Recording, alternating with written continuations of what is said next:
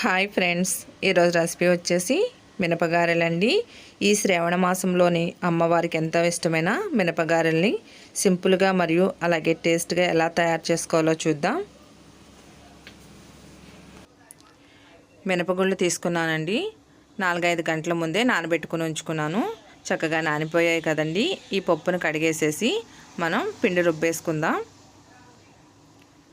చూసారు కదండి, పిండి అనేది ఈ విధంగా గట్టిగా ఉండాలండి. పలుచగా ఉంటే నూనె అనేది లాగేస్తుంది. ఇప్పుడు ఇందులోకి టేస్ట్కి తగ్గట్టుగా సాల్ట్ వేసుకుందాం.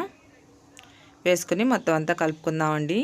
మనకి గారెల పిండి కలుపుకోగానే వేసేసుకుంటే నూనె అనేది లాగదనమాట. స్టవ్ మీద ఆయిల్ వేడవుతుందండి. ఇప్పుడు ఒక అరిటాకు తీసుకుందామండి. పూజకు ఉపయోగిస్తున్నాం కాబట్టి నేను అరిటాకు తీసుకున్నాను గారెలు వేయడానికి.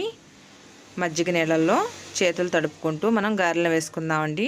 మంచి కలర్ వస్తాయి, టేస్ట్ కూడా బాగుంటాయి అన్నమాట. చూసారు కదండి, మనకి చాలా సింపుల్గా ఈ గారెల పిండి అనేది అరిటాక్కి అంటకుండా చక్కగా వచ్చేస్తుంది. చాలా ఈజీగా కూడా మనం వేసేసుకోవచ్చు అన్నమాట.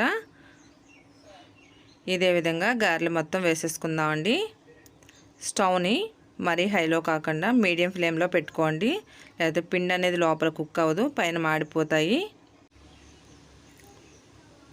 ఇదే విధంగా 2 సైడ్లు కూడా మంచి కలర్ వచ్చే వరకు వేయించుకుందామండి. అంతేనండి, ఎంతో సింపుల్ అండి గారెలు అనేది వేయడం. అమ్మవారికి ఎంతో ఇష్టమైన గారెల నైవేద్యం అనేది రెడీ అయిపోయింది కదండి. అలాగే మీరు ఎవరైనా మన ఛానల్ కానీ ఫస్ట్ టైం చూసినట్లయితే పిఎన్వి తెలుగు ఛానల్ని సబ్స్క్రైబ్ చేసుకోండి.